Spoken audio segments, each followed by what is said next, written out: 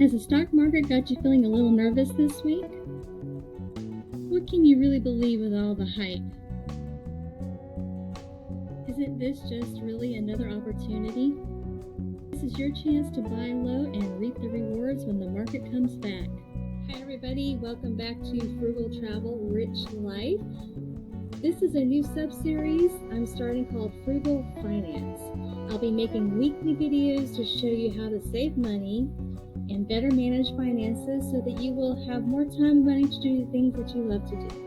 As you might have guessed, for me that is travel, so I've sort of combined the two on my channel, and I hope that you enjoy it. In today's tutorial, I'll show you how to use TD Ameritrade to purchase your own stock without a broker and minimal to no cost to you.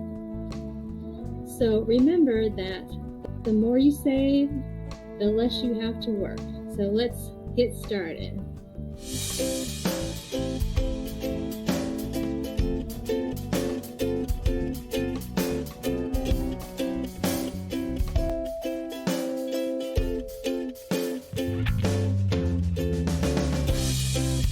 Alright, some of you may be wondering, where do I have some of my background from? So just as a caveat, I'm going to share that with you guys.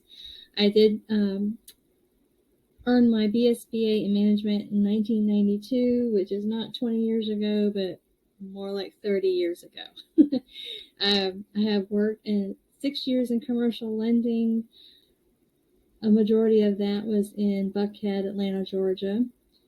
I have 10 years experience owning several businesses, mostly startup companies, some side hustle type jobs, which I plan to share information along those lines in the future of other ways you can earn money. I am currently at my present position for a nonprofit for the last 9 years as their bookkeeper. Add all that together, the whole time juggling personal finances for my family and now myself personally as a divorcee. I want to disclose here that I am not a financial advisor, even though I have experience in what I'm about to tell you personally. But if you are looking for any more further guidance and advice, I would suggest seeking out a professional financial advisor. So let's get started. Some of you may be watching this tutorial wondering what to do after watching the Dow take a downward spiral this week. All right, what you're looking at here is just the view from plugging in Dow Jones into the Google search engine. And what comes up is this month view from August to September 2022. I'd like to also input here that in my current job as a bookkeeper, I do manage a portfolio of $7 to $8 million, depending on how the market is doing. It's back down to 7 at the moment.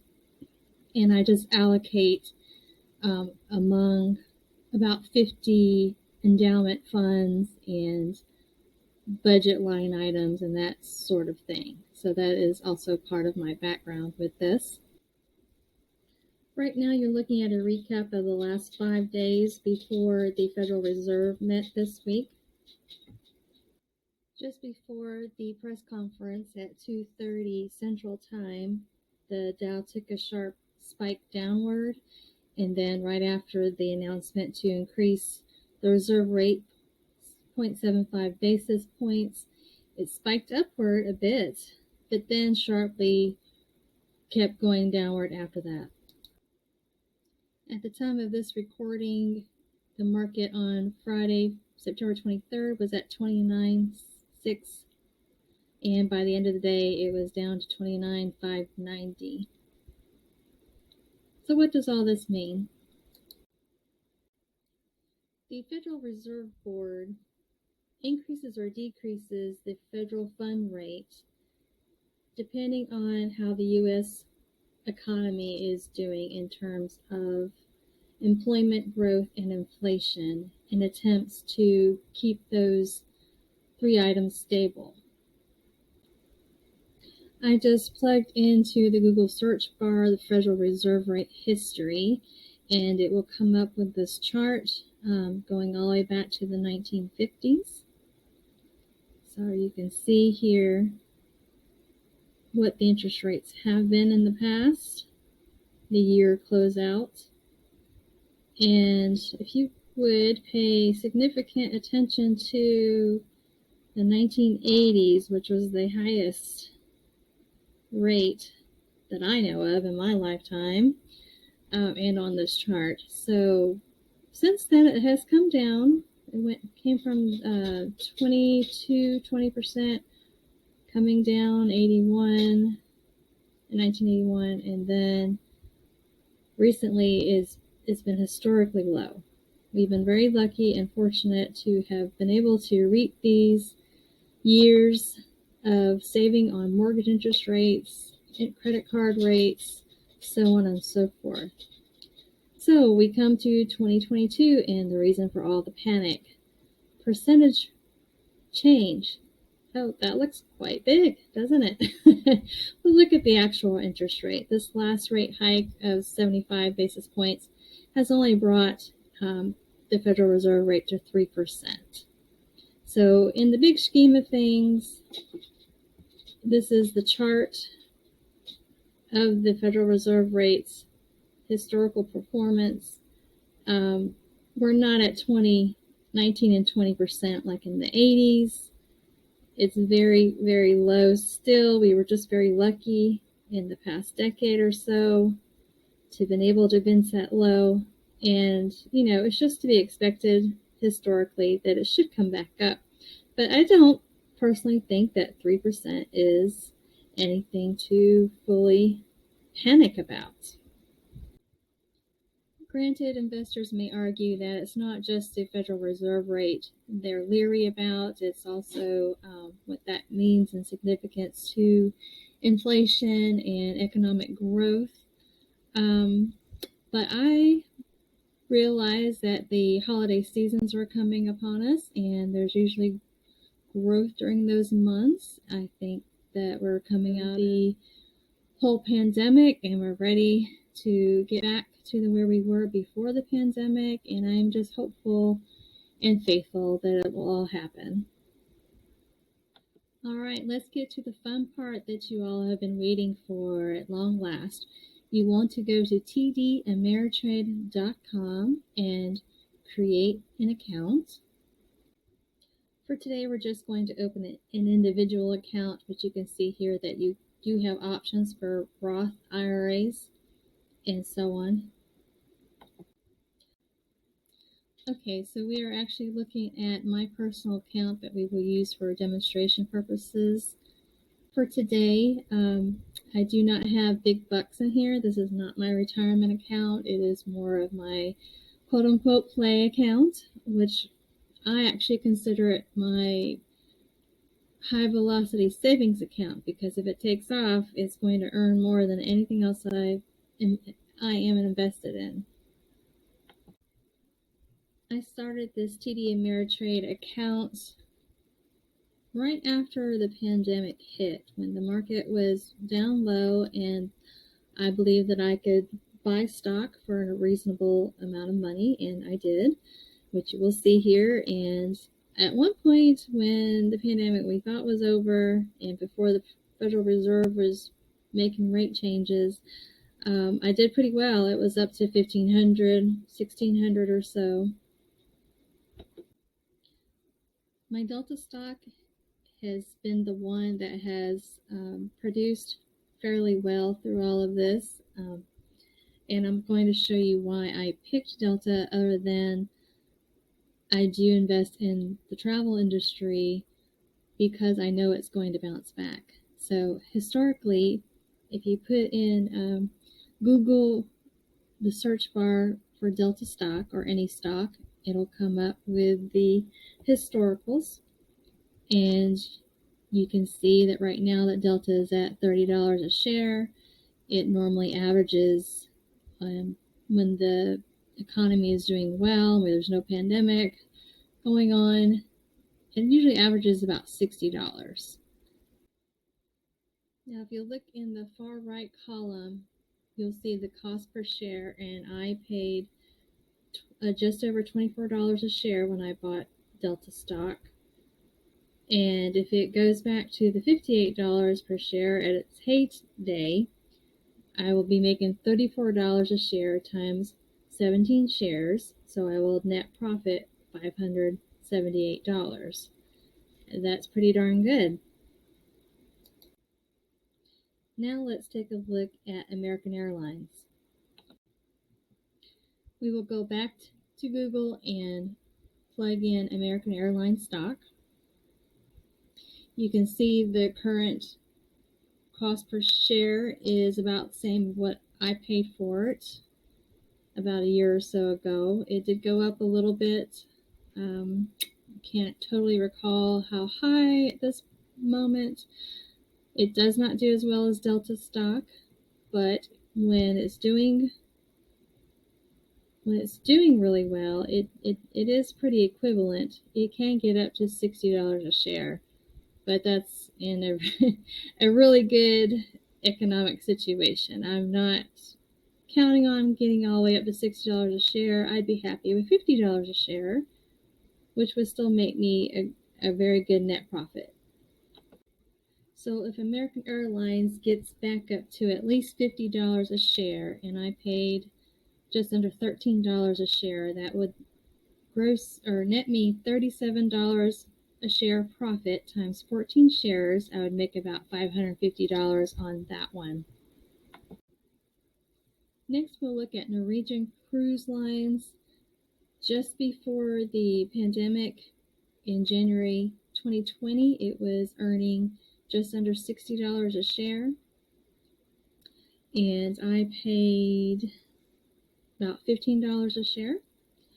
So if it gets back up to about that $60 range times 14 shares, I'll profit about $600 on that one as well. All right, to sum it up, if and when the economy gets back to where it was, or even better, let's hope, basically all those shares would trade about around $50 to $60 a share, and I invested a whole $799. If everything gets back to where it was in the economy, I would net profit between $900 and $1,000 profit. And fingers crossed, maybe that will happen in 2023, maybe 2024, but doubling your profit within 5 years is not a bad day. All right, since the economy is down at the moment, I decided to look into adding another stock to my portfolio and decided on Royal Caribbean Cruises.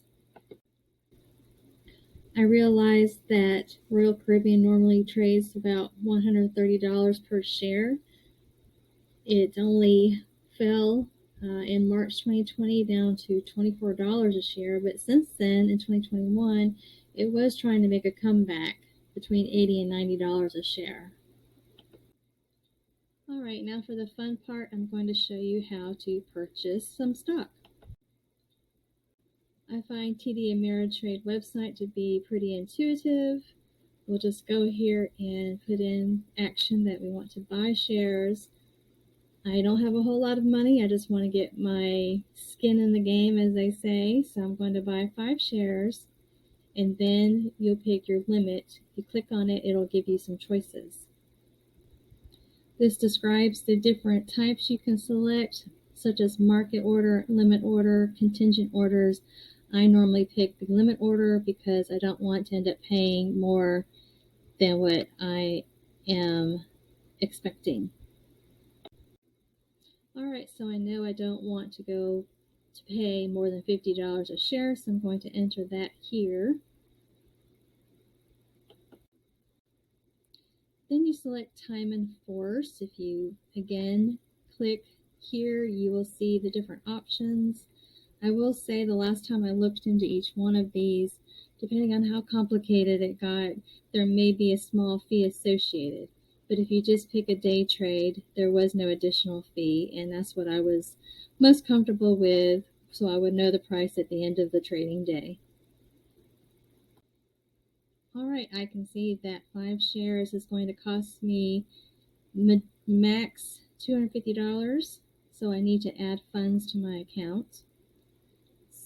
You go up and the selections are, you can just do an ACH out of your checking account. Once you enter that in, you can send a wire, which does have a fee associated with it, or send a check. TD Ameritrade will give you immediate credit contingent on your transfer being processed by the next day so that you can make the trade on the day that you do the transfer. So now I have enough money in my account, I can go ahead and place the order.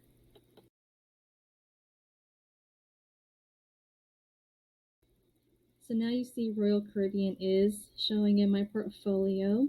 I will get the actual trade confirmation the next day once everything is processed.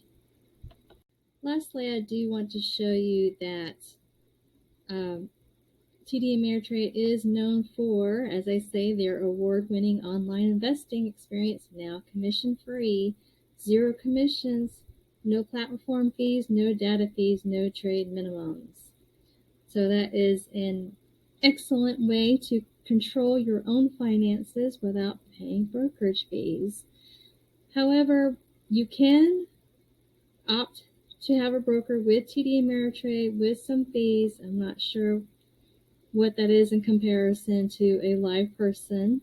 Relationship banking and investing does go a long way, but since I'm only small potatoes compared to others out there, I like to play on the side a little bit. Like I say, for my savings account, fun money. My 401k is with Fidelity, and I still have hands-on access to that as well. I don't have a broker there either. I do my own trading personally on that website with my 401k. So I suggest, if you get a feel for doing that, I do feel better having more control rather than putting my future into somebody else's hands.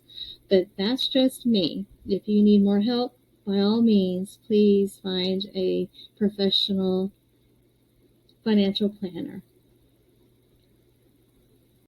Now, when you go to close your account, there is a $75 closing fee. That's if you take all your money out of the account. I believe you can leave a minimum balance of $10 or $20 in there, and then you would never have to pay the $75 fee. That was my intention once I'm able to cash out. So I hope you found this very helpful. All right, guys, I hope you enjoyed today's tutorial. I have some other ideas brewing of what future videos I could do for you, perhaps going over the benefits of having a Credit Karma account. I'll show you how to also obtain your full credit report annually. You may have heard of that before, but we'll make sure you go to the correct website, and plus we'll go over what all that information on there actually means and what your credit score means, and also how to build your credit. If you're coming out starting new with credit, and or if you're trying to repair your credit, I can give you some pointers on that. I'll be more than happy to. If you have any other ideas of what I can go over for you, please drop them in the comments below, and I'll see you next time. Take care.